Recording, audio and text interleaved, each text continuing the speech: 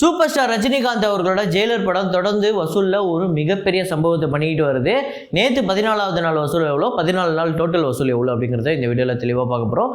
இது இல்லாமல் king of கோதா அந்த படத்தோட அட்வான்ஸ் கிராசிங் கலெக்ஷன், அதாவது அட்வான்ஸ் புக்கிங்கில் எவ்வளோ வந்து கலெக்ட் பண்ணியிருக்கு, அப்புறம் இன்றைக்கி டே 1 எவ்வளோ டோட்டலாக கலெக்ட் பண்ணுறதுக்கு வாய்ப்பு இருக்குது அப்படிங்கிறத பார்க்க போகிறோம். இது இல்லாமல் கதார் 2, ஓ மை காட் 2 இந்த 2 படங்களோட வசூல் டோட்டல் எவ்வளோ அப்படிங்கிறது பார்ப்போம். அப்புறம் போன வருஷம் வந்து தமிழ் சினிமாவையே திரும்பி பார்க்க வச்ச ஒரு படம் லவ் டுடே, அந்த படத்தோட லைஃப் டைம் கலெக்ஷன் எவ்வளோ, அப்புறம் வந்து தமிழ் சினிமாவில் எப்பயாவது அப்பப்போ ஒரு பயங்கரமான ஒரு லவ் ஸ்டோரி படம் வரும்.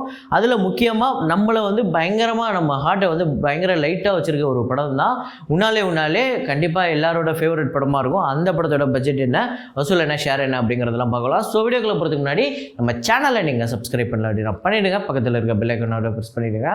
வாங்க வீடியோக்குள்ளே போகலாம். நேற்று வீடியோவில் நான் ஒரு ஃப்ரேம் ஒன்று வச்சுருந்தேன், அதை நிறைய பேர் கரெக்டாகவே கெஸ் பண்ணியிருந்தீங்க. அது என்ன ஃப்ரேம், என்ன படம் அப்படிங்கிறத இப்போ பார்த்துட்டு வாங்க.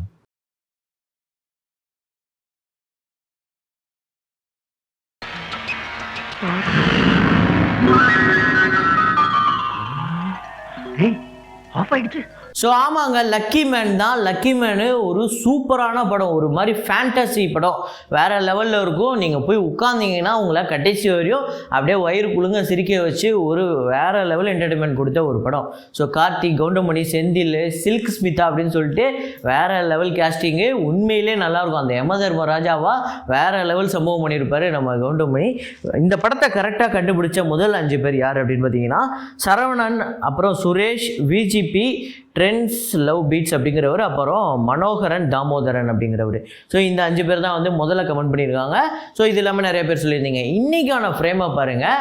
ஸோ என்னோட ஒரு ஃபேவரட் மூவி, ஸோ அது நீங்கள் கண்டுபிடிக்கிறீங்களான்னு பார்ப்போம். ஸோ இது வந்து இந்த ஃப்ரேமை பார்த்து கண்டிப்பாக எப்படிங்கிறதுக்குள்ளே நீங்கள் கண்டுபிடிச்சிருவீங்க நான் நம்புகிறேன். ஸோ அந்த ஃப்ரேமை பாருங்கள், கெஸ் பண்ணுங்கள்.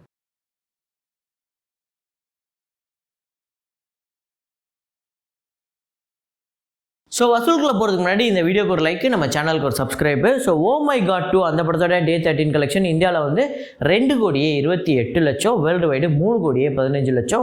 ஒரு நல்ல வசூல் தான் எடுத்துக்கிட்டு வருது இந்த படம். அப்புறம் இந்தியா முழுக்க 143,21,00,000, வேர்ல்டு வைடு 172,51,00,000. ஸோ ஆல்ரெடி நம்ம சொல்லியிருந்தோம் 2 கோடி ஷேர் வந்தால் போதும் அப்படின்னு. ஸோ இன்னும் ஒரு கிட்டத்தட்ட ஒரு 30 லட்சம் கிட்ட ஷேர் வந்தால் போதும், இந்த படம் பிரேக் இவன் பண்ணிட்டோம். அப்புறம் கதார் 2 அந்த படத்தோட டே 13 கலெக்ஷன் இந்தியாவில் வந்து 12,05,00,000, வேர்ல்டு வைடு 14,28,00,000 வந்து வசூல் பண்ணியிருக்கு. இந்தியா முழுக்க இந்த படம் வந்து 459,57,00,000, வேர்ல்டு வைடு 534,15,00,000 வந்து வசூல் பண்ணியிருக்கு. மிகப்பெரிய ஷேரு, மிகப்பெரிய ப்ராஃபிட்டு. அப்புறம் ஜெயிலர் படத்தோட டே 14 கலெக்ஷன் தமிழ்நாட்டில் 1,92,00,000, ஆந்திரா தெலுங்கானாவில் 77,00,000, கர்நாடகாவில் 68,00,000, கேரளாவில் 67,00,000, ரெஸ்ட் ஆஃப் இந்தியாவில் 8,00,000, ஓவர்சீஸில் 1,98,00,000 வந்து வசூல் பண்ணியிருக்கு. World wide 6,10,00,000. ஸோ அதுக்கடுத்ததான் ஜெயிலர் படத்தோட டோட்டல் பாக்ஸ் ஆஃபீஸ் கலெக்ஷன் 156,45,00,000 தமிழ்நாட்டிலையும், ஆந்திரா தெலுங்கானாவில் 59,81,00,000, கர்நாடகாவில் 46,70,00,000, கேரளாவில் 38,03,00,000, ரெஸ்ட் ஆஃப் இந்தியாவில் 11,86,00,000, ஓவர்சீஸில் 175,20,00,000, வேர்ல்டு வைடு 488,05,00,000 வந்து வசூல் பண்ணியிருக்கு. ஸோ இந்த படம் 190 கோடி வந்து இந்த படத்தோட பட்ஜெட்டு. ஸோ ஆல்ரெடி ஒரு மிகப்பெரிய ஷேரு, மிகப்பெரிய ப்ராஃபிட்டு, ஒரு நல்ல கலெக்ஷன். இந்த படம் 500 கோடி ஆல்ரெடி கடந்துருச்சு, 600 கோடி போயிடுச்சு. நீ தப்பாக சொல்கிற, சன் பிக்சர்ஸே வந்து டே 11 வந்து இது வந்து 500 கோடி மேலே போயிடுச்சு அப்படின்லாம் சொல்லிக்கிட்டு இருக்காங்க, நீ மட்டும் தப்பாக சொல்கிற அப்படின்னு சொன்னாங்க. ஸோ நான் இப்போவும் சொல்கிறேன், நான் சொல்கிற கலெக்ஷன் அப்படியே எக்ஸாக்டாக நான் சொல்கிற கலெக்ஷன் தான் ரியல்னு நான் சொல்ல வரல.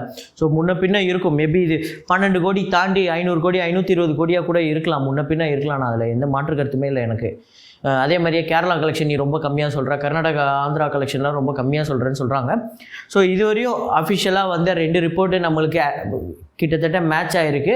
இப்போவும் சன் பிக்சர்ஸ் வந்து 11வது நாள்லேயே அஃபிஷியலாக அனௌன்ஸ் பண்ணிட்டாங்கன்னு சில பேர் சொன்னாங்க. நான் வந்து தேடின வரையும் எனக்கு தெரியல, மேபி எனக்கு கண்ணு கோளாறாக கூட இருக்கலாம். நீங்கள் ஒருவேளை உங்கள் கண்ணில் பட்டுச்சு சன் பிக்சர்ஸ் வந்து 500 கோடிக்கு மேலே கலெக்ஷன் ஆச்சு அப்படிங்கிறத ஷேர் பண்ணியிருந்தாங்க இதுக்கு முன்னாடி, மேபி இதுக்கப்புறம் ஷேர் பண்ணலாம். இதுக்கு முன்னாடி ஷேர் பண்ணியிருந்தாங்கன்னா அதை நீங்கள் என்னோட இது சோஷியல் மீடியா லிங்க்லாம் கீழே டிஸ்கிரிப்ஷனில் கொடுத்துருக்கேன், அதில் நீங்கள் எனக்கு அனுப்பலாம். ஏன்னா எனக்கு தான் ஏதோ கண்ணு கோளாறுன்னு நினைக்கிறேன். அப்புறம் கிங் ஆஃப் கோதா அந்த படத்தோட அட்வான்ஸ் சேல் நேற்று வரையும், அதாவது நேற்று நைட்டு 12 மணி வரையும் இந்த படம் வந்து எவ்வளோ புக்கிங் ஆகிருக்கு அப்படின்னு பார்த்தீங்கன்னா கேரளாவில் 3,82,00,000. ஸோ இப்போ நான் சொல்கிறதுல இப்போ நான் ஒரு 4 கோடின்னு சொல்கிறேன்னா கண்டிப்பாக அது ஒரு 5-6 கோடி கிட்ட போகிறதுக்கு வாய்ப்பு இருக்குது. ஆந்திராவில் பார்த்திங்க அப்படின்னா 51 லட்சம், தெலுங்கானாவில் 45 லட்சம், கர்நாடகாவில் 35 லட்சம், தமிழ்நாட்டில் 32 லட்சம், ரெஸ்ட் ஆஃப் இந்தியாவில் 14 லட்சம், ஓவர்சீஸில் 3,80,00,000. ஸோ டோட்டலாக 9,40,00,000 லட்சம் அட்வான்ஸ் சேல் மட்டும் நடந்திருக்கு.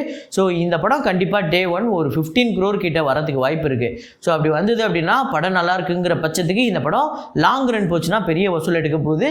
மேபி ஆல்ரெடி இருக்கக்கூடிய அந்த 2018ங்கிற ஒரு மலையாள படம் இருக்குல்ல, இண்டஸ்ட்ரீட்டு, அதோட கலெக்ஷன்லாம் பிரேக் பண்ணுறதுக்கு வாய்ப்பு இருக்குது. மேபி படம் வேறு லெவலில் இருந்ததுன்னா, ஒரு வேளை படம் பார்த்துருந்தீங்கன்னா எப்படி இருக்குது அப்படிங்கிறத கமெண்ட்டில் போடுங்க. அப்புறம் நான் சொல்லியிருந்தேன் லவ் டுடே படத்தோட வசூலை சொல்கிறேன் அப்படின்னு சொல்லிட்டு. ஸோ லவ் டுடே அப்படிங்கிற படம் வந்து ஒரு ஃப்ரெஷ்ஷான ஸ்டோரி. அதுக்கு முன்னாடி அப்படிப்பட்ட ஒரு கதையை நம்ம பார்த்துருக்கவே மாட்டோம். அந்த படத்தில் வர சீன்லேருந்து எல்லாமே நம்ம லைஃப்பில் அங்கங்கே பார்க்கக்கூடிய எல்லாமே ஒரு சின்ன சின்ன சீக்வன்ஸ் தான். நம்ம லைஃப்பில் அன்றாட வாழ்க்கையில் பார்த்துக்கிட்டு இருக்க சின்ன சின்ன விஷயங்கள் தான். அது எல்லாத்தையுமே கோர்வையாக கோர்த்து ரொம்ப காமெடியாகவும் ரொம்ப ஒரு ஜென்யூனான ஒரு எஃபர்ட்டை போட்டு நம்மளுக்கு கொடுத்த ஒரு படம் தான் லவ் டுடே. ஸோ அதில் வந்து எல்லாமே இருக்கும். ஒரு பக்கம் பார்த்தீங்கன்னா பயங்கர காமெடி இருக்கும், அதே நேரத்தில் அந்த எமோஷன்ஸுமே பயங்கரமாக ஒர்க் அவுட் ஆகிருக்கும். அதுதான் இந்த படத்தோட முழுமையான வெற்றின்னு நினைக்கிறேன். ஒரு காமெடி படமாக இருந்தாலுமே காமெடி எந்த அளவுக்கு ஒர்க் அவுட் ஆகிருக்குமோ அதே மாதிரி எமோஷன், அந்த மரத்துக்கெல்லாம் ஒரு பயங்கரமான எமோஷன் வச்சுருப்பாங்க. இந்த படத்தோட வசூல் பார்த்திங்க அப்படின்னா தமிழ்நாட்டில் 66,80,00,000, கர்நாடகாவில் 6,40,00,000, ஆந்திரா தெலுங்கானாவில் 15,20,00,000, கேரளாவில் 1,80,00,000, ரெஸ்ட் ஆஃப் இந்தியாவில் 2,80,00,000, ஓவர்சீஸில் 11,70,00,000. ஸோ ஆந்திராவை பொறுத்தவரையும் இந்த படம் ஒரு பெரிய வசூல் எடுத்தது. லேட்டராக ரிலீஸ் ஆச்சு தெலுங்கில் டப் பண்ணி. அப்புறம் வேர்ல்டு வைடு 104,70,00,000 அது வசூல் பண்ணியிருக்கு. தேட்ரிக்கல் கிராஸ் கலெக்ஷன் மட்டும் வேறு லெவல் கலெக்ஷன். பட்ஜெட்டு 5,50,00,000. ஷேர் பார்த்திங்க அப்படின்னா 58,50,00,000 ஷேர் மட்டுமே கிடச்சிருக்கு. ஒரு மிகப்பெரிய ப்ராஃபிட்டு. அதே மாதிரியே இந்த படம் ஒரு பிக்கெஸ்ட் பிளாக் பஸ்டர். இந்த படம் உங்களுக்கு எத்தனை பேருக்கு ஃபேவரட் அப்படிங்கிற சொல்லுங்கள். ஏன்னா ரொம்ப நாளாக ஒரு நண்பர் கேட்டுட்டு இருந்தார் லவ் டுடே படத்தோட கலெக்ஷன் சொல்லுங்கள் ப்ரோ அப்படின்னு சொல்லிட்டு. அப்புறம் உன்னாலே என்னோட மோஸ்ட் ஃபேவரட் மூவியில் இதுவும் ஒன்று. ஜீவா அப்படிங்கிற அந்த இயக்குனர் மறைந்தாலுமே அவரோட படங்கள் மூலியமாக அவர் வாழ்ந்துட்டு தான் இருக்கார். அவரோட இந்த படம் எப்படி இருக்கும் அப்படின்னா ரொம்ப படம் பார்த்துட்டு ரொம்ப லைட் ஹார்ட்டடாக இருக்கும். எதுவுமே நம்மளுக்கு ஒரு நெருடலே இருக்காது. என்னடா ஆச்சா இப்படி ஆகிடுச்சு அப்படிங்கிற மாதிரி ரொம்ப அந்த ஹார்ட் ஃபீலிங்லாம் இருக்காது. ரொம்பவே கூலாக இருக்கும். நம்ம கூலாக பார்த்துட்டு கூலாக வரலாம். தேட்டருக்கு கூட்டமாக போனாங்க இந்த படத்துக்கு. நான் தேட்டருக்கு போய் பார்த்த படம். ஸோ தமிழ்நாட்டில் இந்த படம் வந்து 12 கோடி வந்து வசூல் பண்ணியிருக்கு. பட்ஜெட் பார்த்திங்க அப்படின்னா 4 கோடி. ஃபுட்ஃபால் தமிழ்நாட்டில் மட்டுமே 32 லட்சம் இந்த படத்துக்கு வந்து ஃபுட்ஃபால் வந்திருக்கு. 32 லட்சம் பேர் தமிழ்நாட்டில் மட்டுமே இந்த படத்தை தேட்டரில் போய் பார்த்துருக்காங்க. ஸோ வேர்ல்டு வைடு 13,50,00,000 வந்து வசூல் பண்ணியிருக்கு. ஷேர் பார்த்திங்க அப்படின்னா 7,20,00,000. ஒரு மிகப்பெரிய ஹிட்டுங்க. ஸோ இந்த படத்தில் ஹாரிஸ் ஜெயராஜ் ஒரு மிகப்பெரிய சம்பவம் பண்ணியிருப்பார். அந்த பிஜிஎம்லாம் அல்டிமேட்டு. ஸோ அதே மாதிரியே வினய் ஃபஸ்ட்டு படம் நடிக்கிற ஹீரோ மாதிரியே இருக்காது. அவ்வளோ கூலாக ஆக்ட் பண்ணியிருப்பார். எதுவுமே வந்து நடிக்கிற மாதிரியே இருக்காது, ரியலாக இருக்கும். சதா உண்மையிலே நல்லா பண்ணியிருப்பாங்க. இந்த படமே ஒரு மாதிரி எப்படின்னா ஒரு ஆணுக்கும் பெண்ணுக்கும் இருக்கக்கூடிய ஒரு ஈகோ கிளாஷ் தான். ஆனாலுமே ரொம்பவே சூப்பராக இருக்கும். ஒரு சீன் கூட போர் அடிக்காது. ஸோ இந்த படம் உங்களுக்கு எத்தனை பேருக்கு ஃபேவரட் அப்படிங்கிறத சொல்லுங்கள். அப்புறம் கிங் ஆஃப் கோதா அந்த படம் நீங்கள் பார்த்துருந்தீங்கன்னா எப்படி இருக்குது அப்படிங்கிறதையும் கமெண்ட்டில் போடுங்க. ஸோ இதே மாதிரி ஒரு வீடியோவில் இதே மாதிரி கலெக்ஷன் ரிப்போர்ட்டில் மீண்டும் நான் உங்களை சந்திக்கிறேன். Signing off Rahman.